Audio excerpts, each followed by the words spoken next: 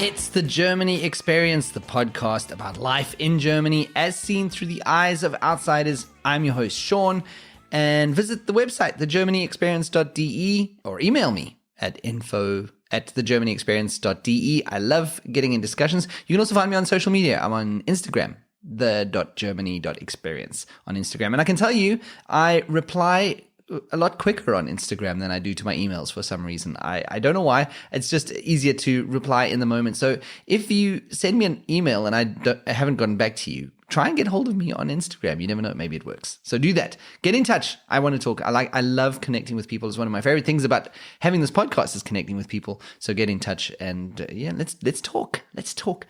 You can also, if you like this podcast, you can help me out a little. You can help this podcast out a little. And there's several ways that you can help the show out. The first way that you can do it is by buying me a coffee. There's an option to make a donation to the podcast on Buy Me a Coffee. The link is in the show notes. And it's just a way to help me keep this podcast running because it costs a bit of money every month for hosting fees and for the tools that I use. So if you want to, you can buy me a coffee. And I have had two very generous listeners buy me a coffee in the last few weeks. And I thought I'd mention them quickly.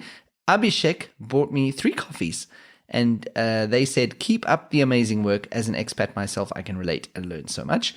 So thank you for that, Abhishek. And then someone named David bought me a coffee and said, thank you, Sean. And I wrote back to him and I said, no, thank you, David. So if you want to help the show, go to Buy Me a Coffee. The link is in my show notes, like I said, but or you can try buymeacoffee.com/GermanyXP. But probably easier just to click the link in the show notes.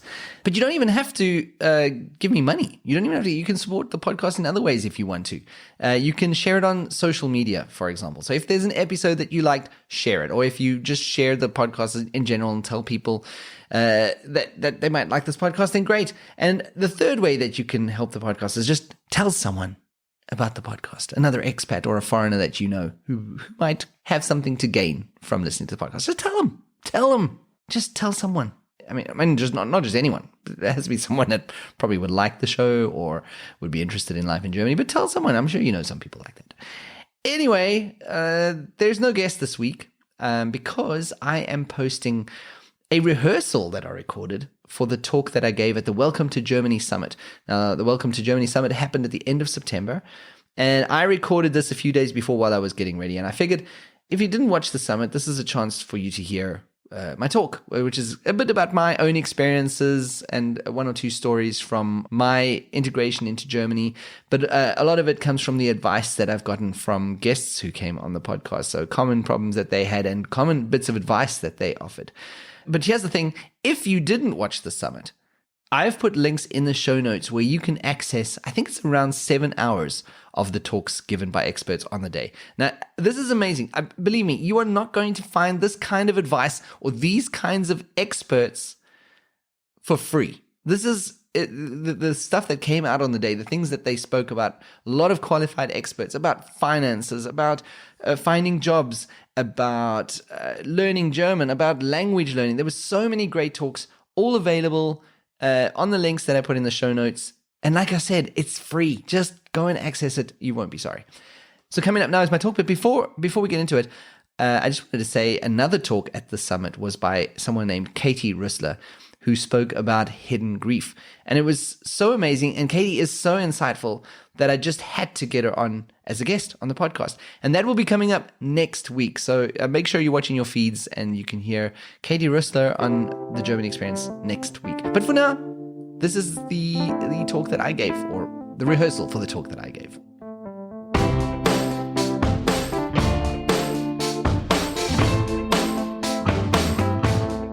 I'm Sean Behrens. I'm the host of the Germany Experience podcast about life in Germany for foreigners. And I've been living in Germany now for way too long, 15 years. I'm originally from South Africa, so land of warm, happy people, the kind of people who will invite you into their culture with open arms if they know that you're new there, the kind of people who are always smiling. And then I moved to Germany, which is pretty much the polar opposite. So I had very much the same kind of culture shock as many of you. And one of the great things about my podcast is that I've gotten to hear the stories of around 100 guests over the course of 3 years. Now, over the time, I realized that although the stories and personalities are different, many of the problems are the same. And I also found that a lot of the advice was similar. So I decided to try and cover some of the most common and useful advice that I've heard from my guests. And I've also taken some advice from my own experience. And of course, the caveat, as always with advice, is mileage may vary. Each situation is different, so the same advice doesn't apply to everyone. But maybe there's something here that you can take with you. So let's get into the advice, shall we? I'm going to start with a problem that maybe doesn't have a clear solution attached to it. How to deal with the loss of identity. Okay, so maybe loss isn't exactly right. It's more like a change of identity.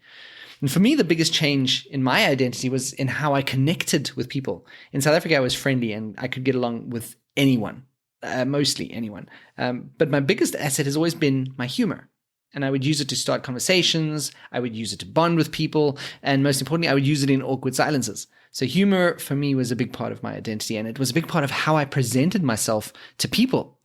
But suddenly, in Germany, my humor didn't work anymore. I couldn't rely on my humor because Germans didn't always understand the jokes I was making. And I'm also talking about the Germans who could speak English, by the way. I would make the same kinds of jokes that I'd always made in social situations back home, but the Germans would just stare at me, or they'd ask me to explain what I just said. And let me tell you, there's nothing less fun than a German who wants to analyze a joke that you just made. So humor was gone. I was no longer the funny guy, but it wasn't just my humor.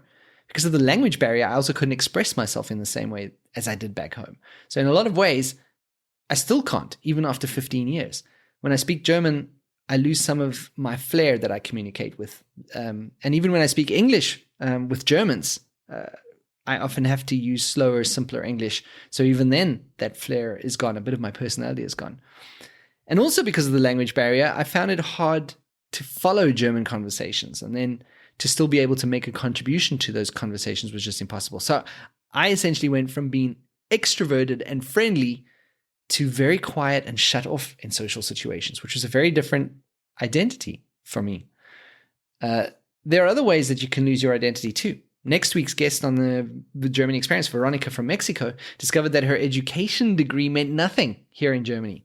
She came here and lost part of her identity, which was being a teacher. For Beth from the USA, fencing was a huge part of her life back home in the States. But she had to leave that behind. So fencing was no longer a part of her identity here in Germany. And there's not much that you can do about this loss of identity. It's just a natural part of moving to a new culture. But several guests did have one single similar bit of advice. Embrace or try to embrace your new identity. You might have to figure out what that identity is, but there is a new you in Germany. And it might not always be one that you fully like, but you need to somehow get to know it and somehow embrace this new identity. For me, for example, I just have to accept that German Sean isn't as funny and maybe even not as interesting as South Africa Sean. And that's hard. And I guess this loss of your old identity is something that you have to grieve as well. And that's something else that many of my podcast guests have also said. You need to find ways to remain true to yourself, whether that is holding on to your culture, and more on that later, or not changing your inner values. There are certain core elements that you need to hold on to so that you don't feel like you're losing yourself completely. And one last thing that might help you to cope with the loss of identity, think of it as a great chance to reinvent yourself. Now, this is something that comes up with nearly every single guest, that it's hard to make friends with Germans. Now, this is something I had a problem with in the beginning too. I very quickly realized that Germans are different when it comes to friendships. And I'll never forget, we made friends with the young guy from my wife's office. Well, we thought we were making friends with him. He invited us out to bars and clubs a few times. We went to the movies, and we even went to his house one day for drinks before we went out to a club. So obviously we thought we were making friends with a German. And one day my wife extended an invitation to this guy, just as we would have done in South Africa. Hey, we're getting along pretty well. Would you like to come and have dinner at our apartment? He just stared at my wife for a second before he answered, no, we don't do that. When my wife told me about this, I was like, sorry, what? What do you mean we don't do that? Like, don't do what? Eat? Do Germans not eat? Is this like a weird cultural thing we're not aware of? And of course, it was only years later that we realized how intimate a dinner invitation is for Germans, and that he obviously felt we weren't at that level of intimacy yet. So what advice do my guests have about making friends? Well, something that we've discussed on a few episodes is the importance of making friends with other foreigners. And believe me, you will need these people in the beginning. They're going through what you're going through, and it's a shoulder for you to cry on when you feel like Germans hate you, or like you hate the Germans. And some of my most special friends in Germany today are foreigners that I met when I first got here. And I think that's because going through those difficult times together can be a massive bonding experience. And now you can meet other foreigners in Facebook groups, by going to meetups. They're easy to meet. They're everywhere. You'll find them. If you're on social media, you'll find them. They'll find you. But of course, the flip side of making friends with foreigners is that some foreigners tend to leave. So that's also a downside. But if you're staying for a longer time, you probably want to try and make more German friends. And I wish there was more foolproof advice on how to do it, but there's not. Everyone's different. Every situation is different. And it also depends a little bit on luck. So in my situation, for example, I was lucky to meet a German when I first started working in Germany who was super easy to get along with. He was spontaneous. He was open, and he loved speaking English. So if you can find a German like this, hold on to them as much as you can without seeming too needy or creepy, but just hold on to them, because those Germans, very difficult to find, and they're keepers. But that's the luck part of it. It all depends who's in your orbit, who you're working with, who you see every day. But otherwise, it also depends on what you're looking for from a friendship. So the Germans are really good at doing stuff like hiking or rock climbing or going to events. So if that's all you want, that's easier to find. But if you want a connection that's a bit deeper, that's going to be a bit more difficult. And most of the time, you're going to need to get out there. And multiple guests have said, do the things that you love and you'll meet like-minded people there. The language is probably still going to be an issue, but at least you have some kind of common ground. You all like the same kind of thing. You're all in the club about this thing that you all like. And I think that there's something to this advice. So join a Verein, join a club that has to do with an activity you love. Find those points of commonality, because it's not only a great way of connecting to other people, but also an opportunity to create a connection with Germany. The point is, though, whatever you do, you're going to have to put yourself out there. And I know if you're an introvert, it's hard, but you can find ways to do it on your terms. You just have to go out of your way if you want to meet potential friends. And before we move on, a final word on this: take things slow with the Germans. Move at their pace. It'll be difficult at first, but eventually you'll get good at reading the relationships that you have. Now, this advice, I love this advice a lot, except that you'll never fully understand the new culture that you're in. This was something that made me stop and think when Audrey from the United States of America mentioned it in her episode. I think in trying to adapt to a new culture, we sometimes have an all or nothing approach. We want to fully immerse ourselves in the current. We want to fully understand the culture. But the truth be told, there's never going to be a time when you fully understand German culture. I don't even think Germans fully understand German culture. You will get to know it better, but there will always be things that you don't get, or references in conversations that you don't understand, or nuances that you don't even notice. So that's okay. Audrey said it perfectly. You can still respectfully enjoy your life without understanding everything that everyone is going through or has been through. So that is some advice that really rings true for me, especially on days where I feel a disconnect between me and Germany. And I do sometimes. I've lived in Germany for 15 years, and there are days when I feel like I just don't understand this place at all. And that's when it's important for me to remember that's also okay. That's okay. Here's something that is kind of obvious. Learning German will definitely improve your experience in Germany. You can come to Germany with the approach that it's only temporary, and in this case, you probably don't have to spend time learning it. You can even get by without German in the bigger cities. But if you're staying longer, or you want to get something more out of your time in Germany, you need to learn German. Now, there are tons of ways of doing it. I'm not going to go into them. There are German coaches who can help you. There are language schools. There's all kinds of opportunities available. But I will mention one memorable piece of advice that came from one of my earlier guests, Laurie from the USA. And she's an English teacher, and the advice that she gave me applies to learning any language. But it was, if you're going to learn a language, focus on the pronunciation. Because if your pronunciation is good, people will listen to you longer. They'll understand you better potentially than if you have really good grammar, but fingernail on the blackboard pronunciation. So I think that's good advice in the early days of what you can focus on, is really focus on getting that pronunciation right.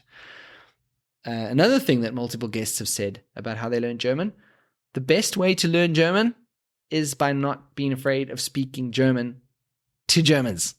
So not being afraid of making mistakes, just saying things, not being afraid of looking stupid. Germans will help you out. Or they'll just stare at you with a little scowl on their faces, because that also definitely happens. But regardless, you cannot let that worry you. You just have to speak German as much as you can. Now, finding a way to connect to Germany is an important piece of advice that has come up also many times. I often feature guests who have been living in Germany for a while, and many of them talk about how developing some kind of connection to Germany was a turning point for them. Now, developing a connection to Germany gives you a sense of belonging, but it also gives Germany more meaning in your life. So I think it's the first step to feeling like Germany can be your home. And if you have a connection of some kind to Germany, it's that much easier to get through all the other negative stuff, the bureaucracy, the lack of friends, the difficulty finding a job. How you develop this connection will be different for everyone. For some of my guests, it was traveling around Germany, getting to know the country better. For others, it was joining a club where they could enjoy their hobby or passion with like-minded people in the new country. Other guests explained how charity work helped them feel more connected. And it could even mean moving to a different city in Germany, as it was for one of my guests, where they felt more at home. So you just need to find that connection to Germany. But also stay connected to your roots. Alicia from the United States said in her episode that remaining connected to home is what gives her the strength to keep going on. So embrace your new life, but still find inspiration in your roots. So watch your favorite shows from home. Eat the food you know from home. One of the best examples I've come across of this is Sei, a Korean American, and she found a way to use her own culture to not only stay connected to her roots, but also to Germany. So like many of us, she had difficult times in the beginning, but she decided on focusing on what she loves, which was cooking and her Korean culture. So she started a business selling kimchi. She started providing services around Korean cooking and culture, and she provided her cooking abilities for charity. She did charity work where she worked in kitchens. So by embracing her culture and her passion, she was actually able to start connecting to local Germans, which led to more of a sense of purpose for her and ultimately helped get her through her dark times. Now, this bit of advice that I've saved for the end is maybe the advice that's closest to my heart. Moving to Germany can take its toll on your self-confidence. Believe me, I've been there. This started for me when I began looking for a job in Germany. I sent out application after application, but nothing came back. Not rejections, just nothing. I didn't hear back from anyone, and I started to panic. I couldn't understand why was no one writing back. Was it because I hadn't completed my academic degree? Was there something wrong with my CV? Was there something wrong with my skills? Was there something wrong with me? And after a few months of this, I remember this feeling of being useless and feeling worthless and not being good enough. And even when I did get a job, that feeling of not being good enough didn't go away. In South African culture, just as an example, I was used to being praised and getting feedback at work. Your manager would come to you after you did something and say something like, "Hey, Sean, great job. That was really good work that you did there." But in German culture, how do I put this? Praise is a little harder to come by. Some believe it's non-existent. I think it exists, but it just looks a bit different in Germany. But it's not only this lack of praise, but Germans are far more likely to analyze your performance and then directly criticize you about it. So for someone from a culture where there's a lot of positive feedback and not a lot of this direct criticism, it was very disconcerting for me. And I just started feeling that the Germans hated the job I was doing. Add to that the fact that I hadn't yet finished my own academic degree while everyone around me was highly educated. I felt even more inferior. And it's not just that everyone was highly educated, but also Germans have a very high regard for education. And this became a massive point of shame for me, to the point where I dreaded the words in a conversation. "So what did you study?" I dreaded these words. So the first few years were exceptionally difficult for my self-confidence, and because learning German was going slowly. My personality was different. I came across as stupid. I felt I was doing a terrible job at work. And of course, I wasn't making connections with Germans. And I've heard similar things from my guests as well. One guest, originally from Hong Kong, explained how after going out to parties, she would come home crying, and then she would study German until the early hours of the morning, just because she wanted to be good enough. She was feeling alone. She was feeling misunderstood. Several guests mentioned how they became aggressive, taking their frustrations out on their partners or their families, and being completely surprised at themselves because this aggression wasn't like them at all. It was just how they were reacting to the situation that they were in. Guests also talked about how stupid they feel here in Germany. They talk about how their identity has been stripped from them. And almost everyone complains about the friend situation and the feeling of isolation that brings. And all these things can come together and they can ravage your self-confidence and your self-worth, especially in the beginning. And it can certainly make you feel like you are not good enough. And that's why my last bit of advice is you need to keep perspective. Think about what you're doing. You're way out of your comfort zone. You're in a strange culture where the language is probably one that you don't have a proper grasp on. What a brave thing to do.